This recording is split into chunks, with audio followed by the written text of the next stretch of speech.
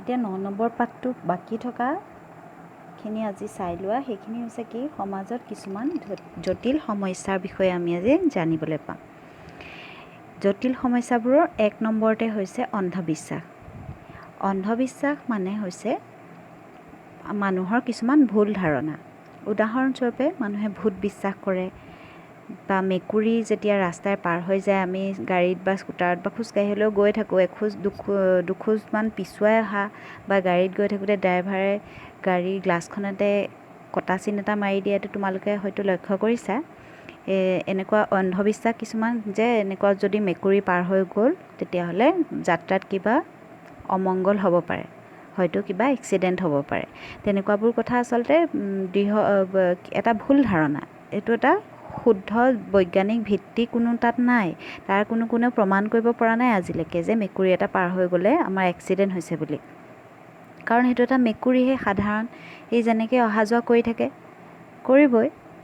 সেইটো লাগিলে ৰাস্তাত আমি গৈ থকা আগেদি পাৰ হৈ যাওক। সেইটো আমি আচলতে মেকুৰীটোক বেয়া বুলি ধৰাটো এটা আমাৰ বেয়াহে কাম, সেইটো কোনো ভাল কথা নহয়। তেনেকৈ সৰু থাকোঁতে তোমালোকে হয়তো কৰা, এটা শালিকা দেখিলে বেয়া। আজিকালি অৱশ্যে নকৰিবও পাৰে। আগৰ দিনত এইটো আছিলে যে এটা শালিকা যদি দেখে সেইটো বেয়া বুলি ভাবে, 2টা শালিকা দেখিলে ভাল। সেইবিলাকো এটা অন্ধবিশ্বাস। তেনেদৰে ডাইনী বিশ্বাস কৰে কিছুমান মানুহে এনেকুৱা কৰে। কিছুমান গাঁৱত, বিশেষকৈ গোৱালপাৰাৰ ফালেও এইটো বহুত প্ৰচলন আছে, যে এগৰাকী মানুহৰ কাৰণেই বোলে গাঁওখনত কিবা অপায় অমংগল হৈছে, এনেকৈ ভাবি ধৰি লৈ সেই মানুহগৰাকীক কিছুমান জেগা হত্যাও কৰা দেখা যায়, অৰ্থাৎ মাৰি পেলায়। এই মানুহগৰাকীৰ কাৰণে আমাৰ গাঁওখনৰ অনিষ্ট হৈছে, অপায় অমংগল হৈছে, বেমাৰ আজাৰ হৈছে, তেনেকৈ বুলি ডাইনী বিশ্বাস কৰে। গতিকে ভূত হওক, ডাইনী হওক বা মেকুৰী পাৰ হৈ যোৱা, এই সকলোবোৰ কথাই হৈছে অন্ধবিশ্বাসৰ ভিতৰত পৰে। তোমালোকে নিজৰ ফালৰ পৰা আৰু ভাবি চাবাচোন, অন্ধবিশ্বাস কিছুমান কোনো যাৰ যুক্তি নাই, এইটো কেলে হৈছে, এইটো সঁচা নে মিছা, কিছুমান কথা যে চলি থাকে, সেইবিলাক তোমালোকে সদায় ভাবি চাবা। এতিয়া দ্বিতীয়ত লৈ আহোঁ, কুসংস্কাৰ। সমাজত কিছুমান কুসংস্কাৰো চলি থাকে। যেনেকৈ যদি কিছুমান বেমাৰ হ'লে আচলতে আমি কিছুমান ঘৰুৱা চিকিৎসা আমি ঠিক আছে মানি ল'ব পাৰোঁ, যে পেট বেয়া হৈছে, কিবা শাকৰ ৰস খালে ভাল বা শাকৰ আঞ্জা খালে ভাল, তেনেকুৱা সেইবোৰ কথা হয়, প্ৰমাণিক কথা। কিন্তু কিছুমান ক্ষেত্ৰত কি হয়, কিবা এটা হৈছে বুলি তাবিজ পিন্ধাই দিয়ে বা বেজৰ ওচৰলৈ নি জাৰি দিয়ে। সেইবোৰ আচলতে এক প্ৰকাৰৰ কুসংস্কাৰ বুলি আমাক কৈছে। বেজে মন্ত্ৰ মাতি দিয়ে, তাৰপৰা জৰা ফুকা কৰে, বেমাৰ ভাল হ'ব বুলি কয়। তেনেকুৱা কৰাৰ ফলত কেতিয়াবা কি হয়, মানুহৰ মৃত্যু মুখত পৰা দেখা যায়।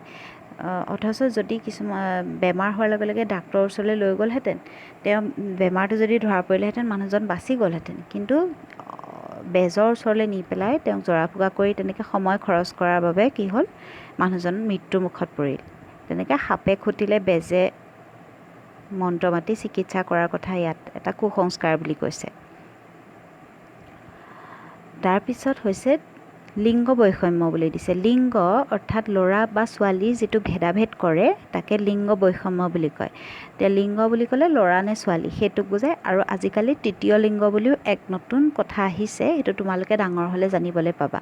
লিংগ বুলি ক'লে অকল ল'ৰা বা ছোৱালীতে আজিকালি সীমাবদ্ধ নাথাকি, ল'ৰাও নহয় ছোৱালীও নহয়, এনেকুৱা যিটো লিংগ সেইটো তৃতীয় লিংগ বুলি কয়। সেই ধাৰণাও আজিকালি আহিছে।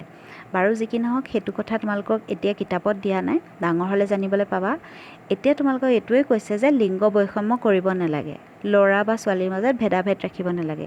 আমাৰ কিছুমান জেগাত এনেকুৱা কৰা দেখা যায়, ল'ৰাক অধিক গুৰুত্ব প্ৰদান কৰে, ল'ৰা হ'লে ভাল পায়, ঘৰত ল'ৰা জন্ম হ'লে ভাল পায়, আৰু ল'ৰা মানুহক কিছুমান বেছিকৈ মৰম কৰে, বেছিকৈ খাবলৈ দিয়ে। কিন্তু সেইবোৰ কথা আচলতে বেয়া কথা।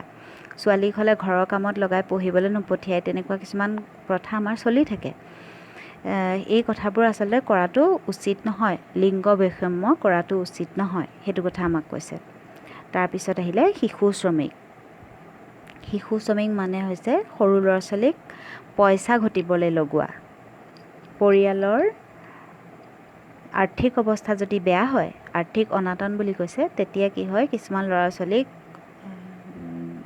শ্ৰমিক হিচাপে কাম কৰিবলৈ পঠিয়াই দিয়ে। কিছুমানে ইটা ভাটাত কৰে, কিছুমান কয়লা খনিত কৰে, বা ৰাস্তা ঘাটত বালি শিল কঢ়িওৱা সেইবোৰ কাম কৰে, নহ'লে বা হোটেলত বাচন ধুৱে, বা হোটেলত এই খোৱা বস্তু অনা নিয়া কৰি দিয়ে। তেনেকুৱা ধৰণৰ কিছুমান কামত। লগতে কিছুমান মানুহে ঘৰত কাম কৰা ল'ৰা কাম কৰা ছোৱালী হিচাপেও সৰু ল'ৰা ছোৱালীক ৰাখে। এইটো এটা আচলতে আইনমতে দণ্ডনীয় অপৰাধ। শিশু শ্ৰমিক ৰাখিব নালাগে, সৰু ল'ৰা ছোৱালীক পঢ়িবলৈহে দিব লাগে আৰু খেলা ধূলাৰ মাজেৰে জীৱনটো পাৰ কৰিবলৈ সুবিধা দিব লাগে। তাৰপিছত আহিলে যৌতুক প্ৰথা। যৌতুক মানে হৈছে যেতিয়া বিয়া হয় তেতিয়া কইনাই যে নিজৰ ঘৰৰ পৰা নতুনকৈ বিয়া হোৱা ঘৰখনলৈ বস্তুবোৰ লৈ যায়। তোমালোকে দেখিছা চাগে, নতুনকৈ বিয়া হৈ কইনা আহিলে ট্ৰাকত গোটেই বিচনা পত্ৰ, টিভি, ফ্ৰিজ, কিবাকিবি বহুত বস্তু লৈ আহে। সেইটোক যৌতুক বুলি কয়। আৰু যৌতুক প্ৰথাটো আচলতে আগৰ পৰাই চলি আহিছে। এইটো এনেকৈ কয় যে ছোৱালীজনীক মৰম কৰে কাৰণে ঘৰৰ পৰা দিয়ে বুলি। সেইখিনিলৈকে ঠিকে আছে, কিন্তু কি হয় কিছুমান জেগাত এনেকুৱা দেখা যায় যে যদি কইনাজনীয়ে ঘৰৰ পৰা ভালকৈ যৌতুক নানে, এনেকুৱা বস্তুবোৰ নানে, তেতিয়া দৰাৰ ঘৰত মানে যাৰ ঘৰলৈ বিয়া হৈ আহে তাৰ ঘৰত মাৰপিট কৰে ছোৱালীজনীক বা দাবী ধমকি দিয়ে আৰু কয় যে তোমাৰ দেউতাৰ ঘৰৰ পৰা আৰু বস্তু বিচাৰ, তোমাৰ মাৰ ঘৰৰ পৰা আৰু বস্তু বিচাৰ, মোক স্কুটাৰ এখন লাগিব, বাইক এখন লাগিব, এনেকুৱা ধৰণৰ কথা কিছুমান কয়। আৰু যদি নিদিয়ে মাৰপিট কৰে আৰু কিছুমান জেগাত মাৰিও পেলায়। গতিকে এইবোৰ এটা বৰ ডাঙৰ অপৰাধ আৰু এইটো কেতিয়াও হ'বলৈ দিব নালাগে। আৰু এইকাৰণে আমি শিক্ষা দীক্ষাৰে আমি সজাগ হ'ব লাগে। আৰু আজিকালি ল'ৰাৰ সমানে ছোৱালীও পঢ়ে আৰু ছোৱালীও চাকৰি কৰে। গতিকে আকৌ যৌতুকত বস্তু অনাৰ কথাটো থাকিব নালাগে। আচলতে নিজে দৰকাৰীখিনি নিজে ঘৰত কিনি লৈ চলি থাকিব লাগে।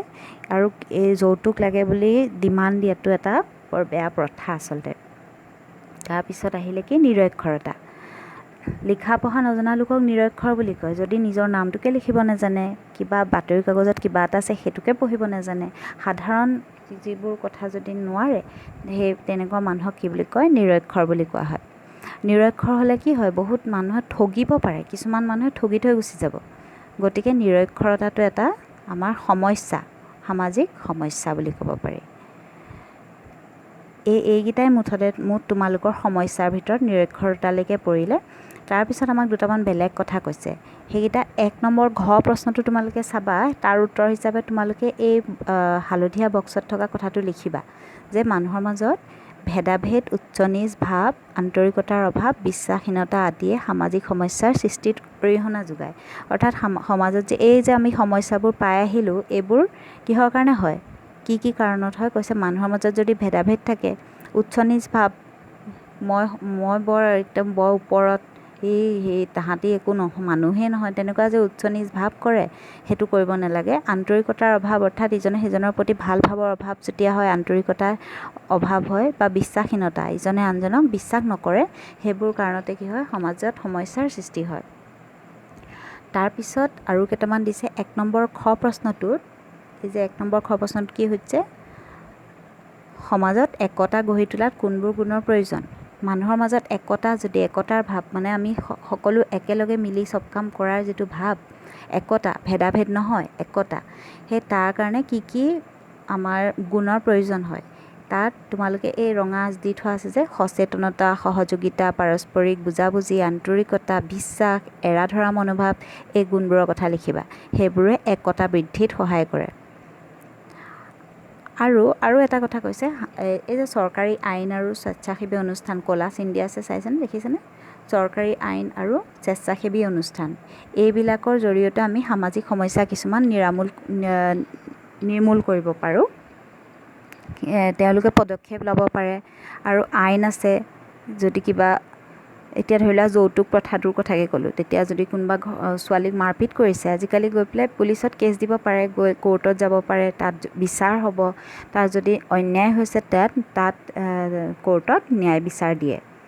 গতিকে এইবিলাক বৰ দৰকাৰী কথা। আৰু তাৰোপৰি এই বাটৰ নাট কৰিছে, সামাজিক সজাগতা সৃষ্টিৰ বাবে মানুহৰ মাজত যে সজাগতাটো সৃষ্টি হওক, এইবোৰ যে আচলতে বেয়া কথা, এইবোৰ হ'ব নালাগে, তাৰ কাৰণে মানুহক সজাগ সচেতন কৰাটো এটা দৰকাৰী কথা।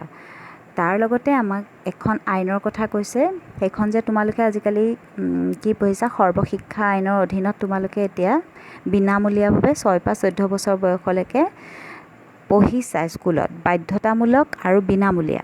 সেই আইনখনৰ কথা কৈছে, 2009 চনত শিক্ষাৰ অধিকাৰ আইন। তাৰ লগতে শিশু শ্ৰমিক আইনৰ কথাও কৈছে যে সৰু সৰু ল'ৰা ছোৱালীক কামত লগাব নালাগে, তেওঁলোকক পঢ়িবলৈ সা সুবিধা কৰি দিব লাগে। গতিকে এই পাঠটোত আমি এইখিনি কথাকেই জানিবলৈ পালোঁ। ভালদৰে পাঠটো ঘৰত পঢ়িবা, পঢ়ি লৈ পেলাই এই প্ৰশ্ন উত্তৰখিনি সম্পূৰ্ণকৈ কৰি হোৱাটছআপ গ্ৰুপত তোমালোকে সোনকালে দেখুৱাবা, আৰু যদি কিবা অসুবিধা হয় মোক ক'বা।